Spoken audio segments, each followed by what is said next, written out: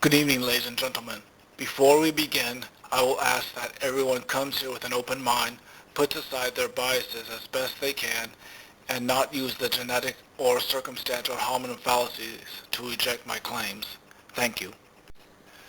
Now then, Fahrenheit versus Celsius versus Kelvin and U.S. Imperial, aka U.S. Customary versus Metric versus SI.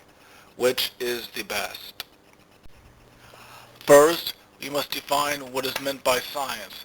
Science is the intellectual and practical activity which encompasses the systematic study of the structure and behavior of the physical, material, and natural world based upon observation and experimentation, or learning more about the physical, material, and natural world based upon the repeatability of an experiment, or if it goes beyond the scope of a laboratory, say astronomy with its black holes, stars, planets, etc., or geology with its earthquakes, tornadoes, mountains, etc., then upon the repetition of an event. The standard which we use to represent our findings/data, on the other hand, is a completely different subject. Example, if a person mixes a little bit of the red and blue lights evenly, you get violet, technically, and with enough red and blue, you get purple. When a person mixes the red and green lights evenly, one gets yellow. One could show this to the whole world without a measuring system repeatedly, and that counts as science. Of course, a measuring system will make communication much easier, thus one is inevitably chosen. So upon what principles should the system be based is the question. Each one serves a unique purpose, thus none of these standards is quote-unquote better or worse or more scientific or less scientific than the other two. Now, our next two terms, evidence versus proof. Evidence is facts and or figures which support a given conclusion, whereas to prove something means to show that it can never be a different way. I will provide evidence, not proof, and you should be skeptical when someone claims that they have proof or can prove something. Purpose. Following from the previous section, the metric, SI, and imperial systems have their own unique purposes as well. For the purposes of this video, I will refer to these units from the said systems. The metric system's meter was originally based upon 1/10,000,000th the distance from the North Pole to the equator, but then this turned out to be wrong, so to fix this, the officials redefined the meter as the distance which light travels in a vacuum in 1 out of 299,792,458 seconds, which is a more scientific number, quote-unquote, and multiples of 10 came from this redefined standard, and its kilogram was based upon a gram times 1,000, but has been since redefined as the weight of a silicon sphere, so even the metric system is subject to change, thus is arbitrary. Notice that a yard could have been redefined as 1 out of 274,131,050, and that could have been declared scientific. Notice also that the metric and SI systems regarding gram, kilogram, liter, etc. are based upon mass, i.e. a measure of how many atoms or how much matter an object has, whereas the nearest imperial equivalents, tablespoon, teaspoon, pound, etc., are based upon weight, i.e. a measure of how much gravity an object experiences, or volume, i.e. a measure of how much space an object takes. The metric system's principles are as follows. It is decimal in nature. It derived its units from nature. Units that have different dimensions are related to each other in a similar manner. Prefixes are used to denote multiples and submultiples of its units. The SI system was based upon the metric system, and its principles were taken several steps further, including but not limited to temperature. The imperial units were based upon what was familiar to the common people, the length of the farm field, how much could one put in their shed, useful survey distances, etc. Temperature scales. Kelvin was based upon the theoretical absolute zero and is thus typically used in physics as it lacks negative numbers. Celsius, aka centigrade, was based upon the boiling and freezing points of water, thus is best used when measuring water temperatures. Fahrenheit was based upon a brine, aka saltwater, solution's freezing point at 0 degrees Fahrenheit. This solution was made from equal parts ice and salt. Although there was a story that Fahrenheit actually chose the lowest air temperature measured in his hometown Danzig, known in Poland as Gdańsk, in winter of 1708 September at 0 degrees Fahrenheit. There are other stories though. Fahrenheit is best for measuring the air because its small numbers track much more information as integers before needing the decimals.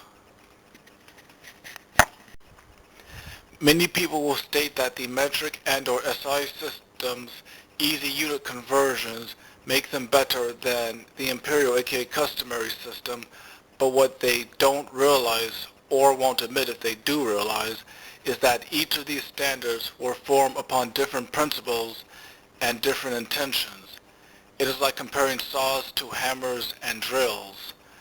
Although they are in the same category, they each were designed for a different purpose, thus it is unfair and intellectually dishonest to compare them and expect the same result and claim that one is superior to the others. Usage. At home. Tablespoons, teaspoons, cups, etc. were all based upon things which were there in the kitchen and daily associable, whereas in the laboratory, scientists could have used any standard, but the metric was chosen because it's universal. Neither of these reasons make either one better than the other. Loss.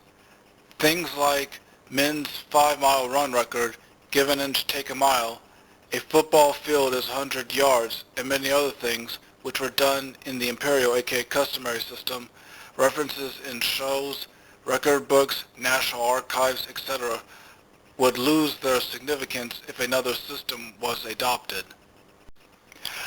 Practical use and application. First, understand that we humans, by nature, are survivalists.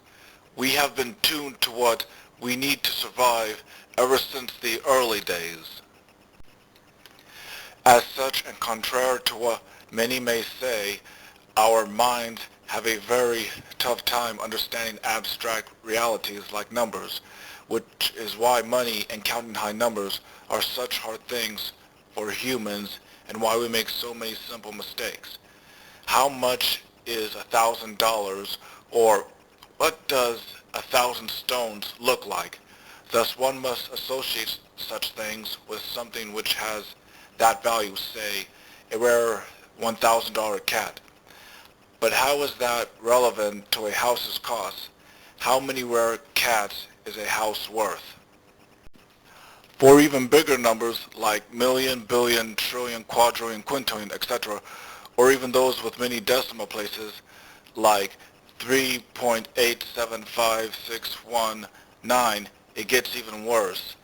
For such big and/or precise numbers, one must perform math, and even if you can do the math and come to the correct answer, that truth does not mean that you can truly understand and comprehend such numbers.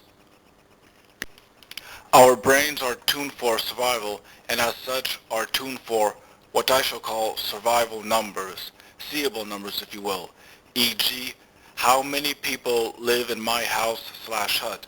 How many children do I have playing in the field? How many wolves must we fight to live here safely?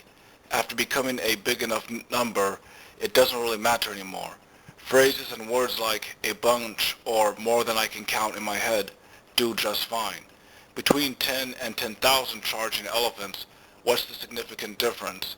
If you don't get out of the way in time, you are going to be crushed either way. The Imperial system's design allows our minds to handle measurements easily and efficiently. Never do you need to visualize more than 11 inches. With the metric system, you need to measure things up to and usually exceeding 100 centimeters. That's extremely challenging for our minds to comprehend and understand. Despite the claims made from folks who are for the metric and or SI systems, neither those nor the imperial/customary systems are based upon arbitrary numbers. The metric and SI systems are based largely upon something abstract, specifically numbers, to make conversion faster. The imperial/customary system is based upon what we actually use measurements for, visualization. Thus, the metric and SI systems are great for science and math, but they stink for everyday life. That's because of how they are designed. The metric and SI systems are designed to be easy to convert and to put into math equations. But the imperial system is designed to be the most practical in the ways which we use them the most in our day-to-day lives. In everyday life, the main reason which you need something measured is so that you can visualize it, estimate something, or compare two or more things. Is the drawer big enough? How tall was that man which you saw? How big was that fish you caught? There are situations when things which are described require visualization, and measurements are an important element of that. If somebody says how big the fish they caught was, you need to be able to visualize it. If the forecast says that it's going to be 80 degrees Fahrenheit on Saturday, you need to be able to feel that in your head. If you infer from a map how far your destination is, you need to be able to understand how far away that is. To visualize anything, we require a sufficient reference point. Our brains are different from our computers. Computers rely on algorithms, programs, and rigid methodologies. Our brains rely on associations. They are capable of understanding certain things, and the metric and SI systems don't take these things into account. A common example is height, the most common use of feet/inches in everyday life. But the metric and SI systems are awful at measuring people. Outside of the US, people's height is measured with centimeters, which is inefficient if not terrible. It takes a lot of work for the brain to be conditioned to the point where 133 centimeters can be visualized. For most of the things which we need to measure, a centimeter is too small and a meter is too big. But feet and inches are naturally easy to visualize, and they are the perfect size to measure most of the things which we deal with in everyday life. The imperial system is sensible. Example, extend your left arm all the way to the left side of your body with fingers extended completely, and put your right fist on the center of your chest. From your left hand's tip to where your right fist is, assuming that you are an average size adult, you have made a yard, or something very close to it. Your finger bone, say from a fingertip to the closest pin, is an inch or very close. There are many other examples. These units are easy because we can see them daily.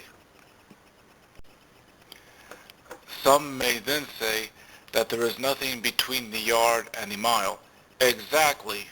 When is the last time which yards were too small for non-driving purposes? But even then, the mile isn't the preferred unit unless it's about geography, we're in geography class, or we're using maps. We use time instead because it's more effective and relevant. Distance is very relative in light of the fact that it can be affected by a number of different factors. How many hours is a typical question, so we use time as the main unit. It's about an hour away. The main thing longer than a yard which need be visualized is a building. In human history, these are relatively new. We did not have these a century ago. Obviously, feet, yards, and a meter are too short, and a mile and kilometer are too huge, so we use stories. This is the most accurate measurement for a building and is very visualizable because we see it daily.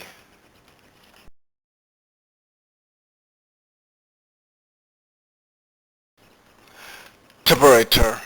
Celsius is based upon the freezing and boiling points of water, and Kelvin is based upon absolute zero. That makes sense, right? Well, maybe if you are a scientist, but how do they help us in everyday life?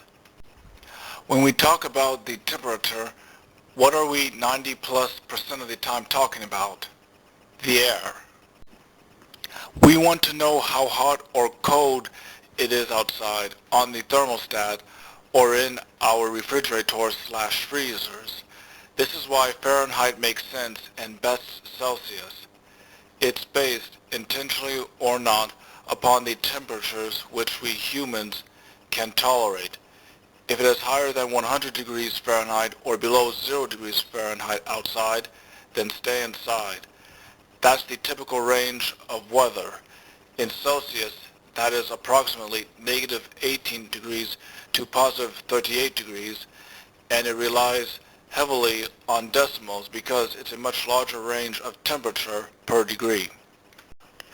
Anything hotter than about 120 degrees Fahrenheit or colder than about negative 10 degrees Fahrenheit is, any way you look at it, just a number. Something which the average person can't possibly comprehend because they've never experienced it. Can you comprehend what 200 degrees Celsius would feel like? You can't, because you'd be fried. The only exception which I can think of is cooking with the ovens. Even then, it's not something which we need to really visualize or perceive. If the oven needs to be set to 375 degrees Fahrenheit, just set the oven to that number. If water needs to be boiled, heat it on high until it boils. Problem solved. If water needs to be frozen, put it into the freezer until it freezes. Problem solved. Water will never get hotter than its boiling point, nor will water ever get colder than its freezing point. Under normal circumstances, that is. So the precise temperature is completely insignificant. The Imperial system's units of teaspoons, cups, pints, quarts, gallons, etc. are based upon what one can use to effectively and efficiently follow recipes and kitchen hints the best. So unless you are a scientist, it's unlikely that you use volume measurements outside the kitchen. Also, pause the video momentarily to consider the question and chart very carefully.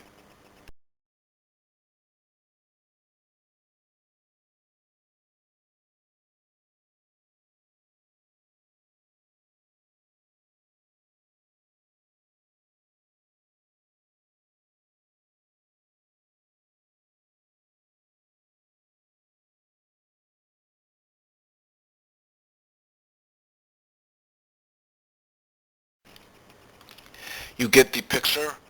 That was a pun, folks. Laugh here. With Celsius and Kelvin, you have just wasted more than 50 degrees, all of which could have been put to very good use. With Kelvin, you need 3 plus digits when Fahrenheit needs only 2 or even 1.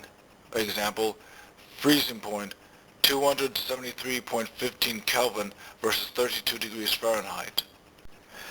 Next, the imperial/customary system is easier to learn than the metric and SI system. That's right, you just heard that. All systems require some memorization and getting used to, but there are reasons to believe that the common argument that, quote, The metric and SI systems would be just as easy for the normal population to use as the imperial system if they were used to it, unquote, is likely wrong. While there may be some truth to that, it puts a much greater strain on the brain to learn the metric and or SI systems because they are based upon things which our brains don't do well. As stated previously, the human brain works based upon associations, so the only way which a human can know how tall 133 centimeters is by memorizing something which is about that tall and associating that number with it. The imperial/customary system fits in very well with what our brains do normally and efficiently. Sure, that would mean that we would have to memorize that 32 degrees Fahrenheit is the freezing point of water, but that's a whole lot easier than memorizing the seemingly arbitrary range of -18 to +38 degrees Celsius and what everything in between relates to. The imperial/customary system uses what our brains do normally and automatically and allows us to project and visualize things which we haven't even seen before. Very little memorization is required for this system. Case in point, the metric SI and the imperial/customary systems have their purposes, and I don't see it as a competition between them. They serve three different purposes. The metric and SI systems stink in everyday life, but are great in areas where measurements need to be extremely precise and or where uncommon things need to be measured. The imperial/customary system is based upon what is most efficient for the individual purposes of the people doing the measuring, while the metric and SI systems are based upon abstract things like math, so that conversions are easier and faster.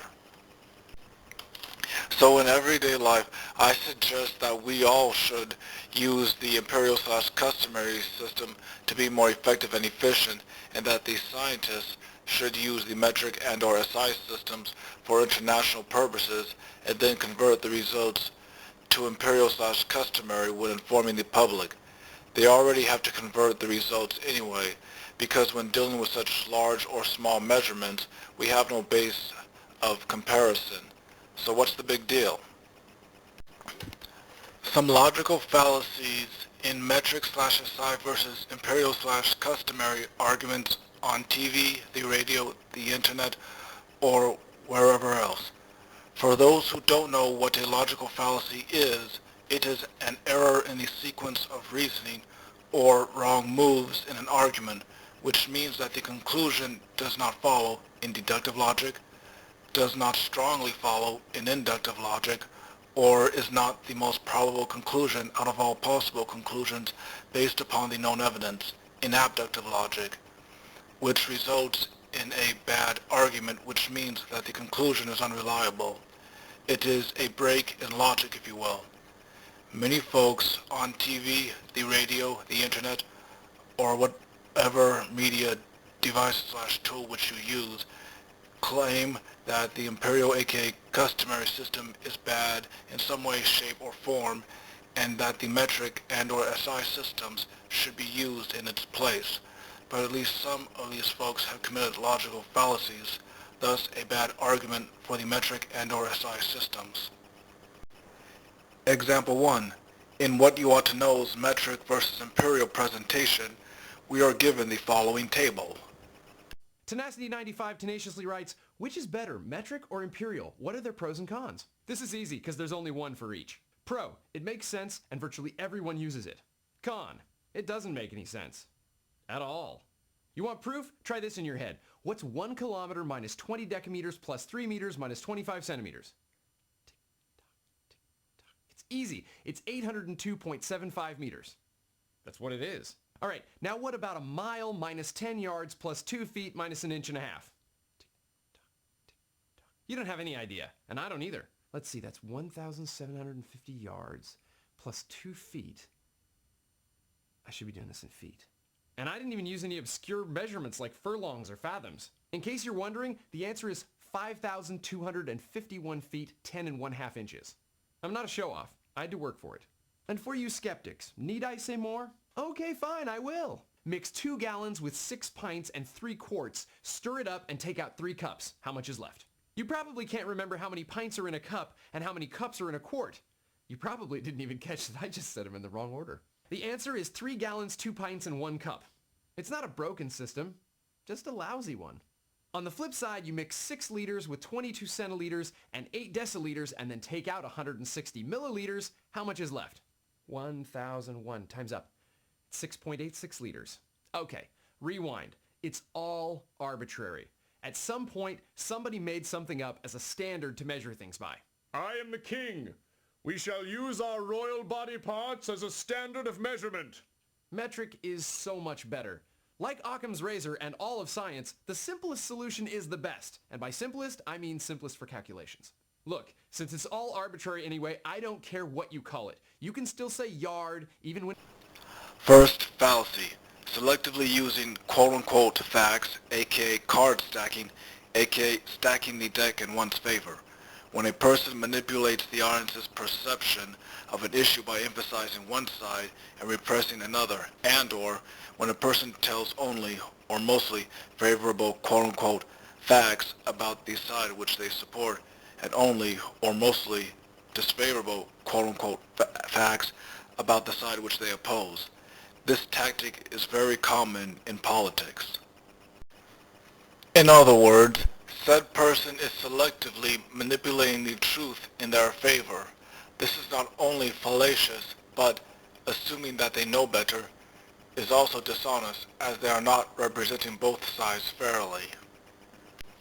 Also notice that his evaluation is very relative. Easy and stings are dependent upon to whom you're talking and what criteria are being used. Notice the parts about where he does all that math with the given metric and imperial units and uses it as quote-unquote evidence against the imperial system. This is the irrelevant thesis/conclusion fallacy.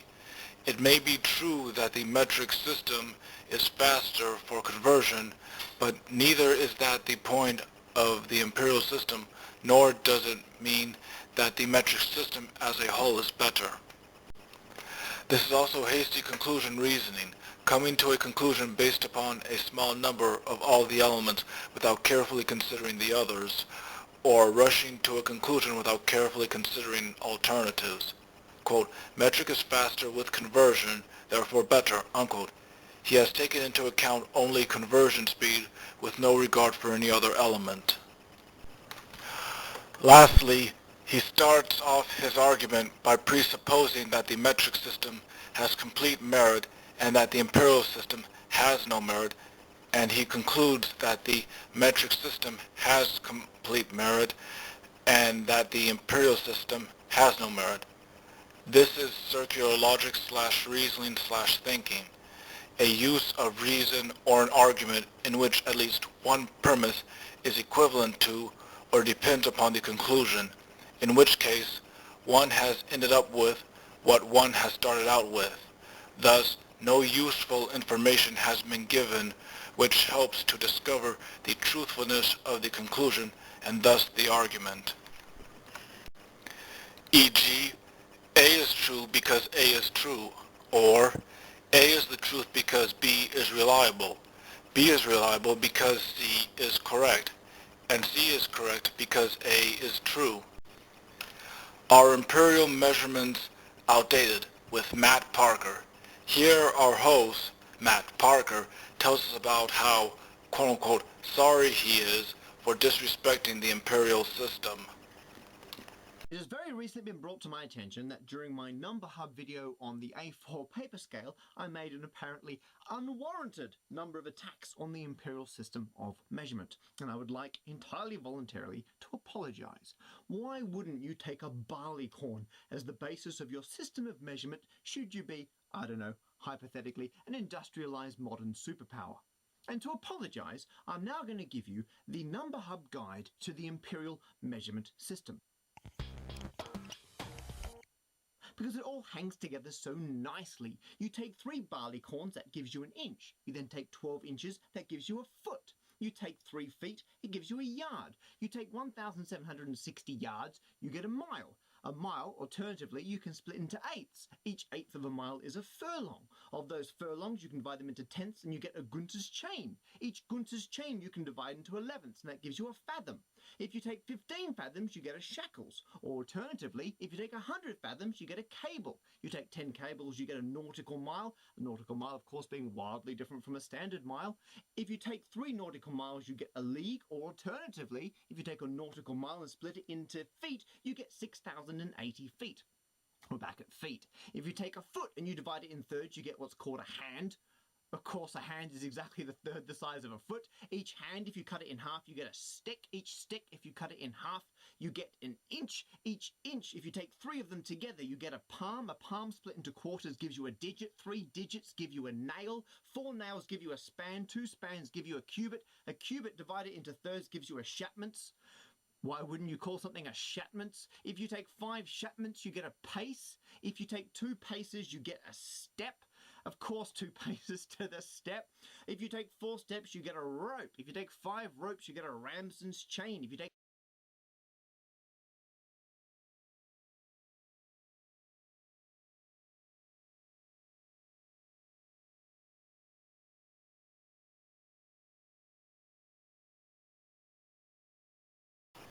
What our host Matt Parker does not tell us is that the average American uses only the inch, foot, yard, and mile, and sometimes the centimeter.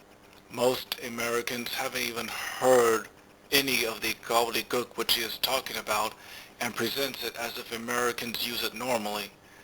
This is a variant of stacking the deck in one's favor, the straw man fallacy, i.e., the act of distorting, exaggerating, or misrepresenting a person's or one's opponent's true claims, beliefs, ideas, etc., which may include some truthful information but is incomplete and or supplied misleadingly, aka creating the straw man, then arguing against this new misleading version of the original, aka beating the straw man, which is a form of misleading discourse. This is another common political tactic.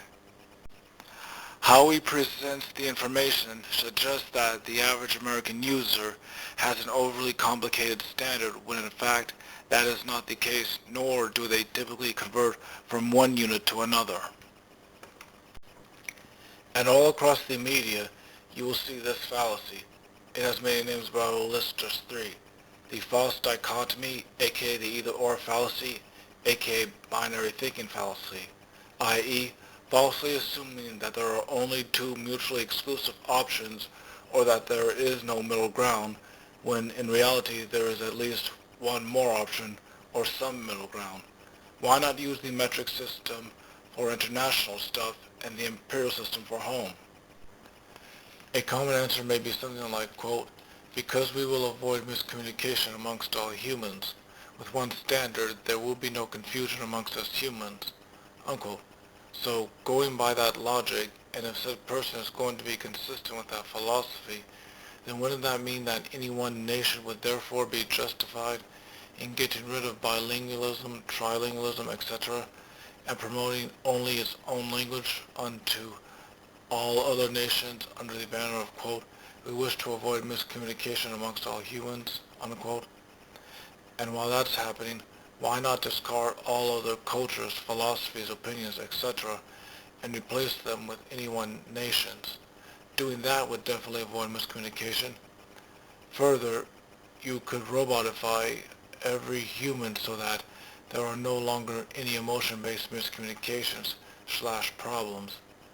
That's what it would take to be consistent with the common, quote, avoid miscommunication amongst all humans, unquote, notion. Does that seem fair and reasonable to you? If a person can effectively communicate between 2 languages, then so too can a person effectively communicate between 2 measuring standards. Also, many may cite the NASA incident of 1999 as evidence that the imperial system is bad and that all should use the metric system. The typical argument goes, quote, if there was only one measuring standard, the 1999 NASA incident wouldn't have happened, unquote. This is another hasty conclusion. One miscommunication between two companies does not mean that an entire nation should change.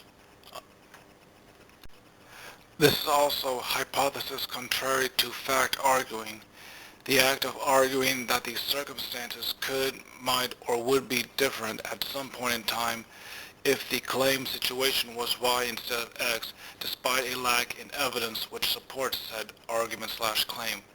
Notice that this is not the same as simply offering alternative possibilities.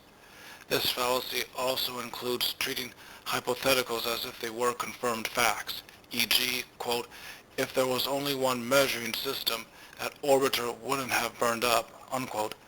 There are many other circumstances in which that satellite could have been lost. Cosmic storms, computer stalling, meteors, or other foreign objects. This fallacy can also be called speculation. There is also the argumentum ad populum, Latin, argument to the people, i.e., arguing that truth or goodness is based upon a vote, the majority, or the consensus of a chosen group. For those who research science, folks, I believe that I am correct when I assume that you know that the vast majority of scientific breakthroughs are based upon the consensus is wrong or the current universal standard is incomplete. To give you one quickly, Albert Einstein built a better physics model than Isaac Newton, which was the current standard. Think about that when people claim that, quote, America, Burma, and Liberia should officially adopt the metric system because the rest of the world does it, end quote. Another one which you may encounter is the slippery slope fallacy, aka the domino fallacy. When one claims or believes that a seemingly insignificant or minor first event will eventually lead to a greatly undesirable event, so the first event must be avoided even though there is a false premise or the cumulative probability, aka the final probability, is too low. Now then, the basic logical form presented here is just fine. It is a hypothetical syllogism, that is, reasoning in a series of conditionals. If A, then B. That in and of itself is fine, but if at least one premise is false or the cumulative probability, aka the final probability, is too low, then it has become this fallacy. An example of this, quote, if the Americans keep using the Imperial system, then their children will prefer it even in adulthood, then they will use it to communicate with the rest of the world in commerce, then make mistakes when communicating with the rest of the world, which means that they will not be able to communicate with the rest of the world, thus making commerce impossible, meaning that they will go out of business, and the nation will be no more, so they should switch to the metric system. Now then, let's evaluate that. If Americans keep using the imperial system, then their children will prefer it even in adulthood. There are plenty of people in the USA who prefer metric, but let's be generous. 80%. Then they will use it to communicate with the rest of the world in commerce. There is a requirement to use both the metric and imperial systems even on cereal boxes. 10%. Then make mistakes when communicating with the rest of the world.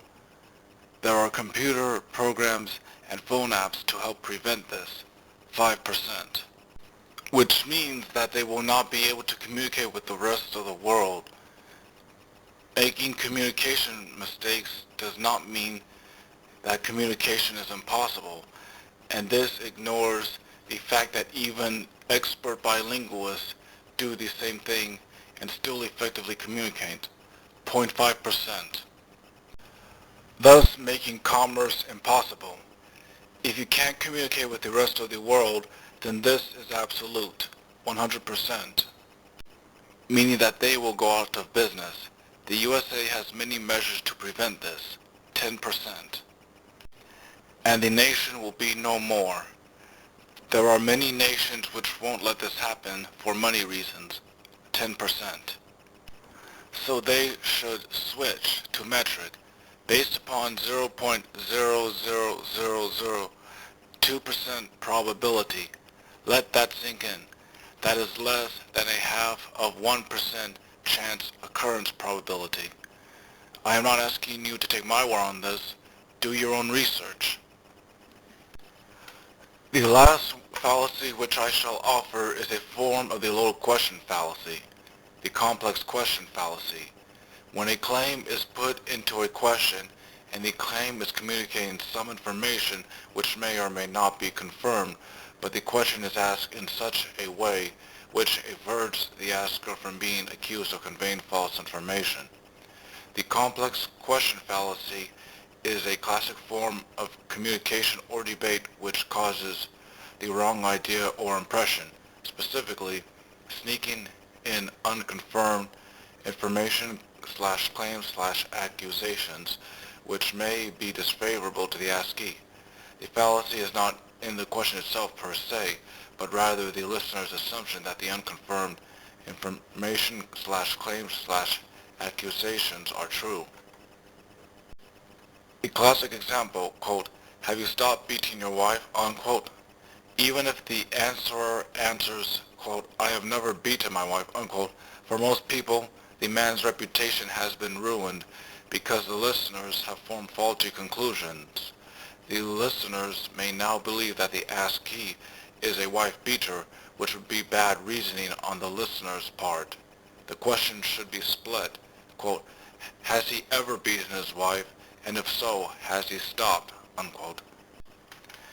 Now, pertaining to the metric system versus the imperial system, the question, quote, "Why do Americans insist on using such a broken and outdated standard?" unquote. The asker presupposes that the imperial system is broken and outdated and hides it in the question. He does not first establish what constitutes a quote-unquote broken/outdated system, nor does he consider the intentions/purposes of the creators or how the system works. He may also be presupposing that the intentions/standards of the metric system should be the basis of measurement system judging. The question should be split. What are the intentions of the creator or creators? What does/should constitute a broken/outdated measuring system? And does the imperial system qualify? And even then, is it ever more useful than the metric system in certain situations? If you want a book on logical fallacies and learn not what, but how to think, I recommend Logically Fallacious, the ultimate collection of over 300 logical fallacies by Bo Bennett. So be aware that on both sides of any argument, faulty reasoning may be performed, and when/if it is, be skeptical, ready, don't be drawn in, and above all else, do your own research so that you can protect yourself from error, and just make sure that you don't become logically incorrect too. So, getting back to the main subject, as I have conveyed before, it takes a good amount of brain power to run such high numbers/conversions, and after doing all that work, math and science, it, unless used regularly, just solidifies into a gold brick. For those who don't know, a gold brick is a term which is used to identify something or someone which seems valuable but is in fact worthless. Now then, the shocker part and my response to all the pro-metric/SI people who make such a big deal about conversion speed. Conversion is of little, if any, importance. Of course, in science and math and the like, conversion and conversion speed may be very significant, as is precision, but in everyday life, it's of little, if any, consequence. The imperial system was made for why we need measurements, visualization. Every unit of measurement has been made just right for a precise range. The flaw of that is that the different units don't have simple convertibility, but why would that be a necessary everyday element? Assuming that you are just a regular Joe and not a scientist or the like, in your entire life thus far, How many times had you needed conversion? Not very many, if any. If it is smaller than an inch, you use centimeters or millimeters. If it is about your hand size, the size of your laptop, or your desktop computer, or the like, you use inches. If it is too big for 12 inches or your desk, you use feet. If you're doing football, running exercises, or something similar to those things, you use yards. And if you're looking at a map which represents a great enough area, driving, flying, or going across the country, you use miles. But most folks are more likely to use time for trips and such. Each unit was designed for a precise range, and they serve those ranges very well, and thus cutting down on those overly big, small, or many-digited numbers. You need to convert almost exclusively 90+% of the time because someone wants the metric and or SI systems and talks about how great their conversion speed is, particularly on the internet. Some general principles to follow if you are trying to find a reliable source of information regarding any debate, argument, critique, etc.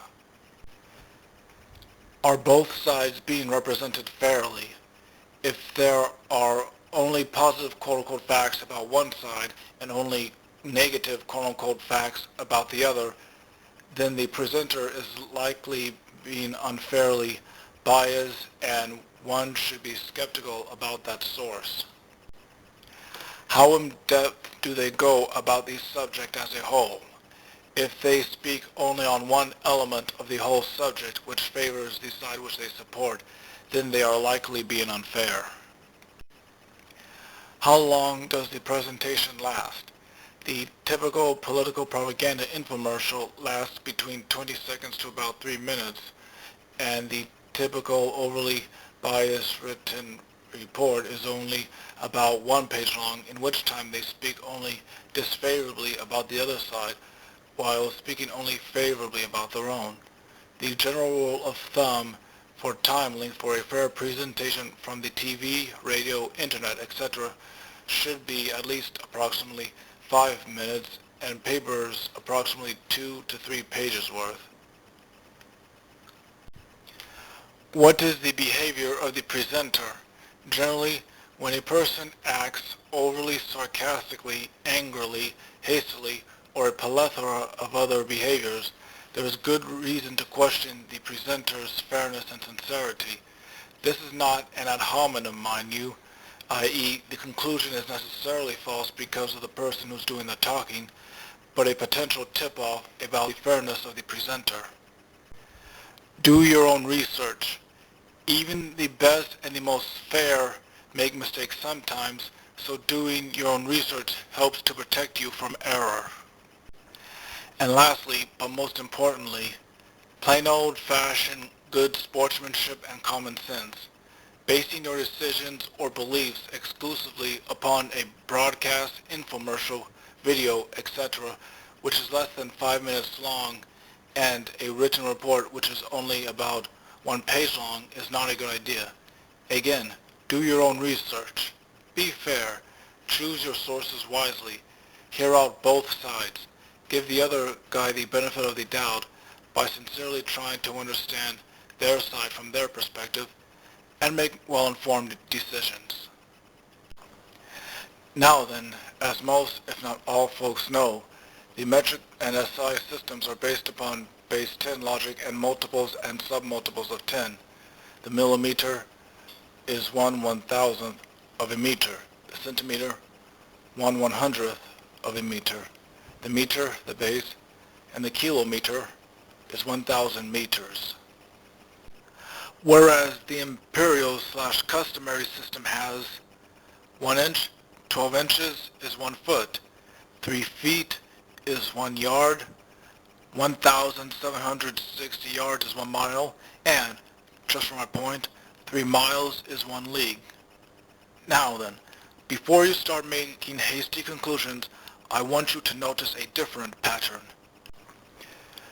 12 can be halved, thirded, that is divided evenly by 3, quartered, that is divided evenly by 4, and sixth, that is divided evenly by 6. 3, the quarter of 12, 1760 can be quartered, and 3. Allow me to introduce you to and the values of base 12 logic and multiples and submultiples of 12. A brief overview of them, that is. After thoroughly examining base 10 logic, you will see that it is annoyingly limited. 10 has only two possible factors, i.e. 2 and 5. These numbers are very limited. Both are prime numbers, thus cannot be further divided, and 2 is very small to work with. Pro-base tenors and pro-metric/SIers will claim that its moving of decimal points after multiplication or division is an advantage, but this characteristic is not exclusive to base 10. It's not because it is 10 which provides this characteristic. Technically, it's a characteristic which all bases have. It's a characteristic of the place value notation which we use for expressing numbers, which is assisted by the 0. Base 10 has 0, 1, 2, 3, 4, 5, 6, 7, 8, 9, 10. In base 10, 6.6 times 10 equals 66. Base 12 has 0, 1, 2, 3, 4, 5, 6, 7, 8, 9, dec L do. Dec and L are special symbols which represent 10 and 11 respectively, symbol digits, and the 12 do is written as 10. In base 12, 6.6 times 10 equals 66. However, in base 10 value, that would be 78. Base 16 has 0, 1, 2, 3, 4, 5, 6, 7, 8, 9, A, B, C, D, E, F, 10. A through F represents 10 through 15, respectively, and 16 is written as 10, 10.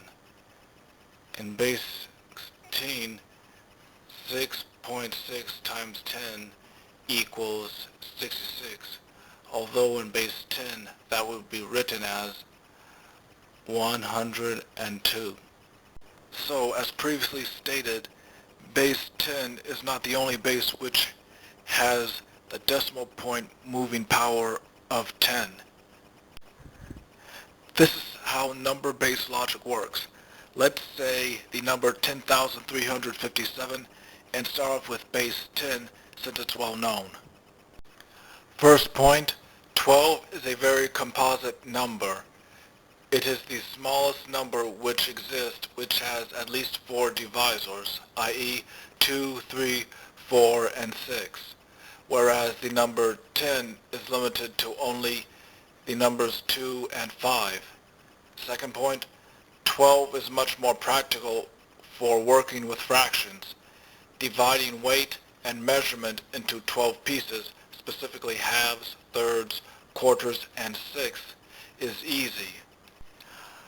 Third point, by use of base 12 logic and or using 12 as a multiplication/division base, which the Imperial system uses, one can use 3 of the most common fractions, specifically halves, thirds, and quarters, without needing to resort to fractional notation, decimals, and or percentages, because the results are integers, whereas with base 10 logic and or using 10 as a multiplication/division base, which the metric and SI systems use, one must deal with fractional notation, decimals, and percentages, e.g.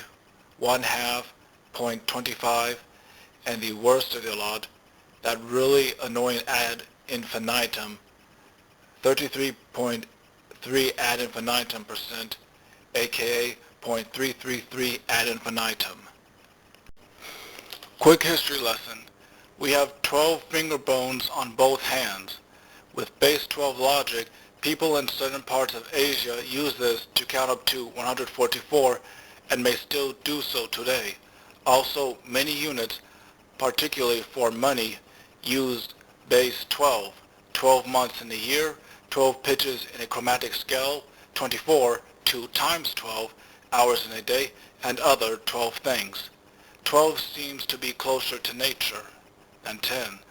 The main reason that 10 is so common is because we humans use base 10 logic.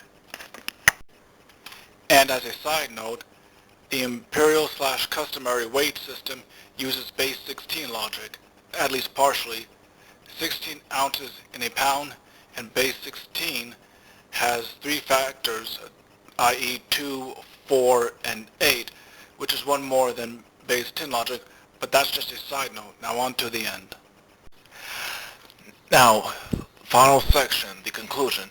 Now to recap, metric/SI versus imperial, temperature. Celsius is based upon water, thus is better with water measuring. Kelvin is based upon absolute zero, thus has no negatives, and is good for physics. The metrics and the SI's mass, distance, and liquid units are all based upon a single starting unit, which then using multiples and submultiples of that unit in tens, whereas the imperial system has no such consistency, thus the metric and SI are better for science and the like. Now then, on the flip side, the metric and SI systems have too many gaps in essential places. Nothing between the centiliter and liter, centimeter and meter, and gram and kilogram. These are the most common ranges which we humans use. The imperial system surpasses the metric and SI systems here with its yard, foot, inch, tablespoon, pound, etc., thus cutting down on those overly big and or digited numbers. 16 ounces or 473.176 milliliters of soda. Anyone? Temperature.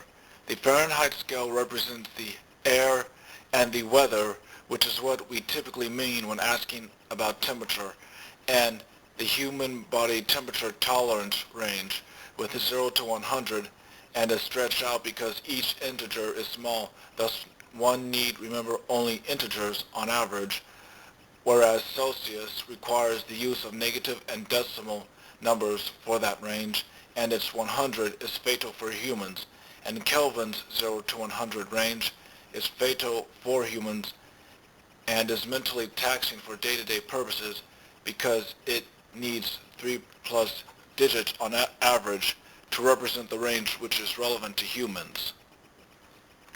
And again, the metric and SI systems are based upon numbers and math, which we human beings are very bad at, whereas the imperial system is based upon common associations, which we humans are great at, thus making visualization easier. While the imperial system cuts down on those overly big and decimal numbers, the metric and SI systems require them normally. One must regularly use more than 100 with the metric and SI systems. You need more than 100 milliliters for medicine, drink, and such, centimeters for height, liters. 50 gallons is 189.271 liters, and kilometers. 17 miles per hour is 112.654 kilometers per hour, and decimal places are regularly needed for Celsius and Kelvin, all the while using up all that brain space, gray matter, memory space, and putting a strain on the mind and brain, which in turn uses up the brain's glucose. How is that reasonable? And to reiterate, the metric and SI systems may be faster in terms of math and conversion speed, but that's all which they have going for them. They have no immediately referable physical reference points, thus making visualization difficult if at all possible. The units are not relevant in everyday life and are based upon math, which we humans are terrible at, whereas the imperial/customary system has immediately referable physical reference points, thus making visualization easy, is based upon association, which we humans do very well, and are relevant in our everyday lives. Now, with the globalization notion, understand the risks of globalization here. Now then, it also seems to me that science and math are becoming the, quote, new world religion, unquote, and mathematicians and scientists are the priests. Quote, if it's used in science, then it should be used in every aspect of life, unquote. Or, if you don't agree with the majority of scientists, then there's something wrong with you, etc. Have you noticed this pattern? Don't misunderstand me. I love, respect, and celebrate science, math, physics, and the like. Because of them, we have a whole lot of goody-goodies today. This, however, does not mean that they should be the basis for every judgment or be used in every element of life. When your mother cooks you a meal, do you break out the chemistry set to ensure that she didn't put nightshade or cyanide in your soup? No, that decision is based upon trust, which is based upon years of relationship, which is not scientific. When your dad buys you a car, do you put on a bomb squad get-up and have your dog sniff around? No, you trust your father, which is neither math nor physics. Math, science, religion, morality, history, politics, etc.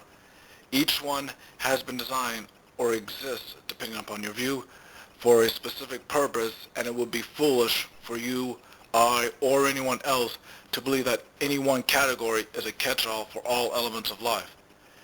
The same with the metric, SI, and imperial systems. Since when does one ask something like, what's 5 miles, 100 yards, and 3 feet in inches? You don't. You would say something like 5.5 miles or 2 miles and 12 yards.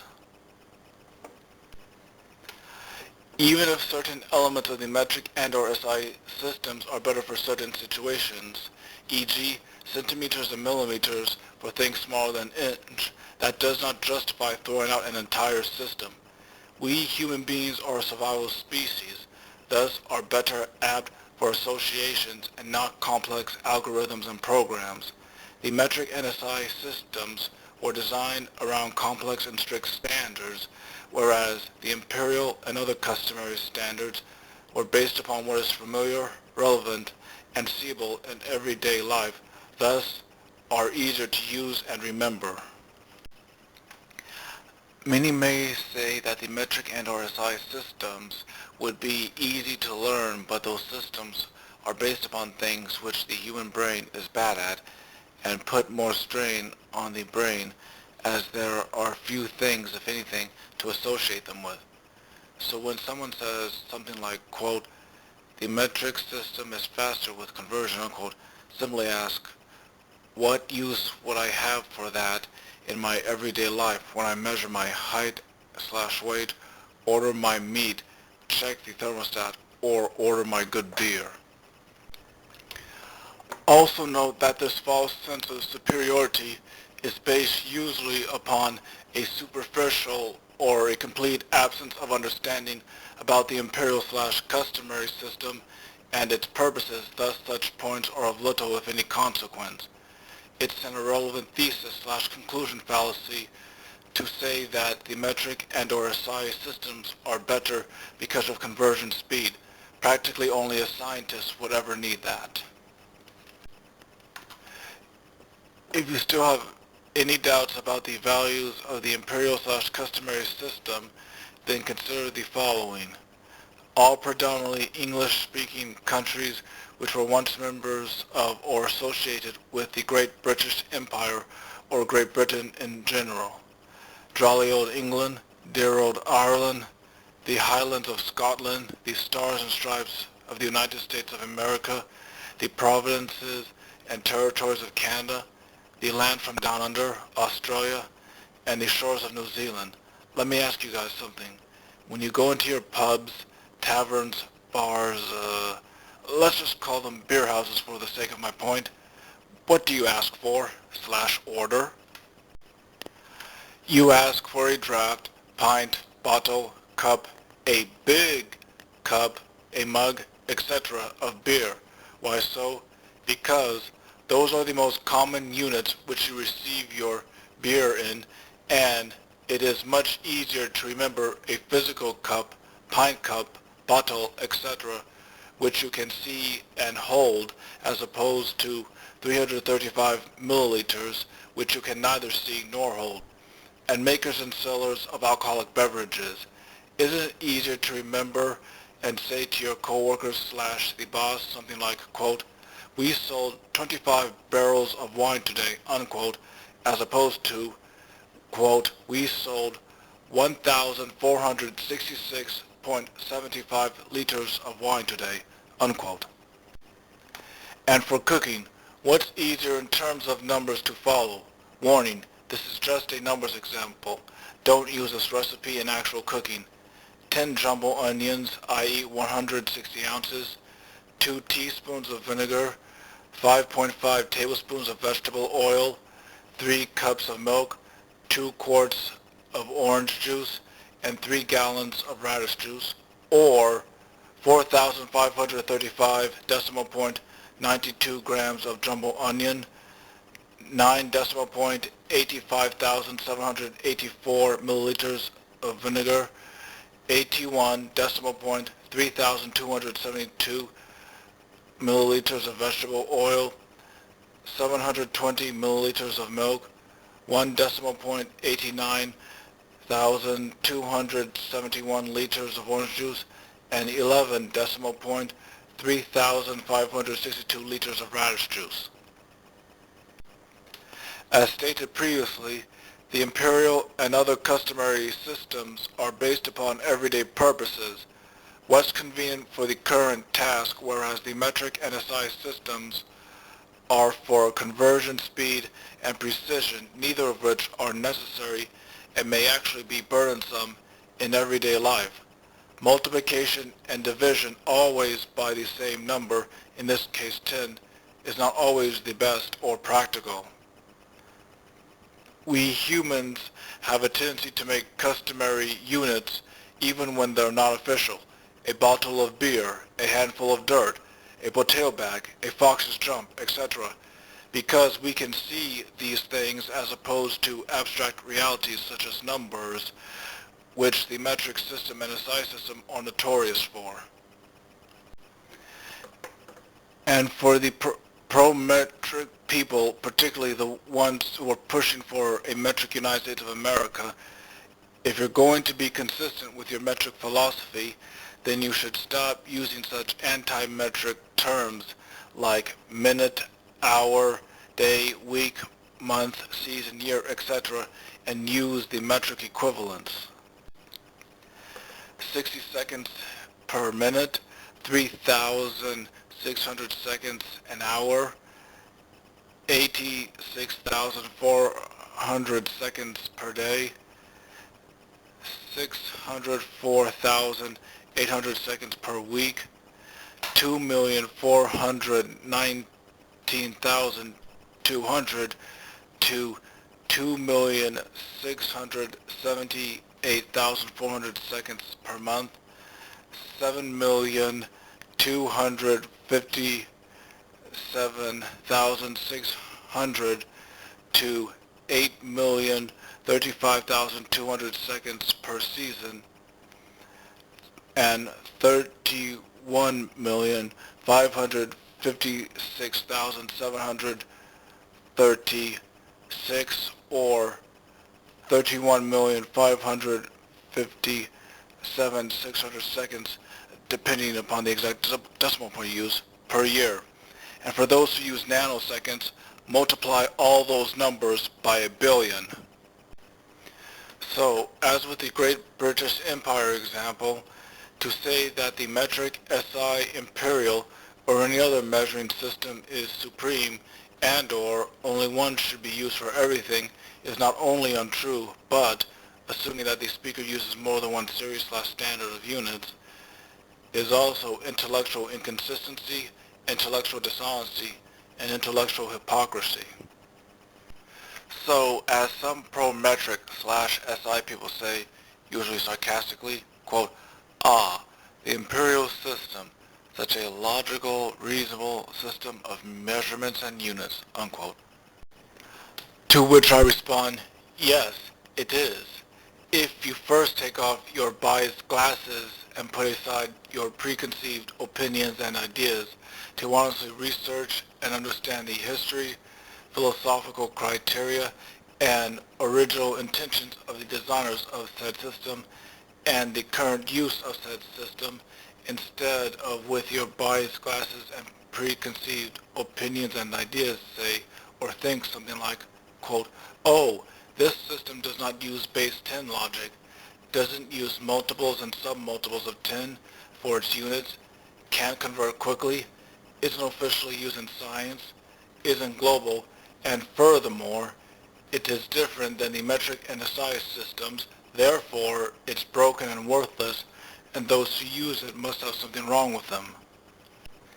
Now tell me, folks, who here is the closed-minded, unreasonable, unfair, inconsiderate, and intolerant one? Also, for you science folks, are not two basic scientific principles the search for new and or different ideas and possibilities, and to always remain open to new and or different ideas and possibilities, even if they contradict what you already believe? As Mark Twain said, quote, we are all ignorant, it's just about different things, unquote, and from Chuck Missler, quote, the only true barrier to truth is the presumption that you already have it, unquote. So if you could just remain open and give all three of these measuring systems and others a fair chance, you might actually find something which you like. As the classic saying goes, don't judge a book by its cover. Go into it with an open mind, give the whole thing a good and fair read, and who knows, you may find that you have found something better or like both sides of the story. My final judgment is as follows.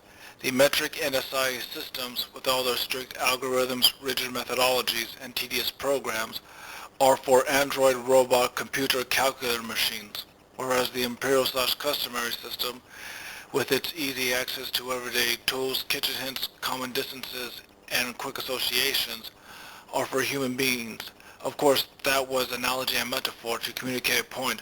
Obviously, either a human or a machine can use either, but the Imperial/customary system is better for human beings and their everyday lives.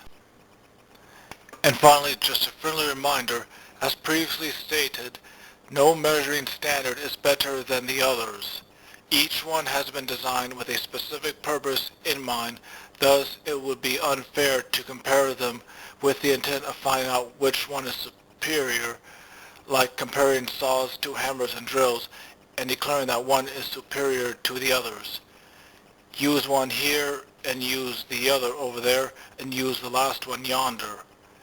So why do people insist that there be a competition between the metric, SI, and Imperial systems to begin with when we can use them as needed? What's the big deal? Thank you.